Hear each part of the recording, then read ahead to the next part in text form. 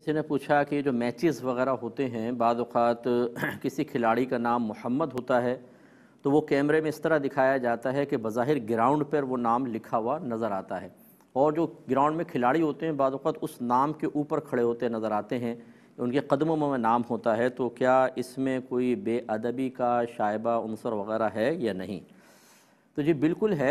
अगरचे जो खिलाड़ी हैं उनका कोई कसूर नहीं, ना वो गुनाहगार होंगे, क्योंकि वो तो बज़ाहिर ग्राउंड पे लिखा हुआ नहीं है, ये कैमरे में ऐसा नज़र आता है। तो ये कैमरे वालों को चाहिए कि वो उसमें एहतियात करें। और अगर कोई कहता है कि नहीं जी ये तो असल कोई है, ये तो वैसी मतलब एक नज़र आ रहा है, वो तो कैमरे के ऊपर दिखा रहे हैं, तो फिर हम आपसे क्वेश्चन करेंगे, अगर आपके वालिद की या वालिदा की पिक्चर इस तरह की जाए और ग्राउंड में कोई उनके मुंह पे चढ़ता हुआ नज़र आए, तो फिर कुछ आपको बैड फील होगा या नहीं होगा?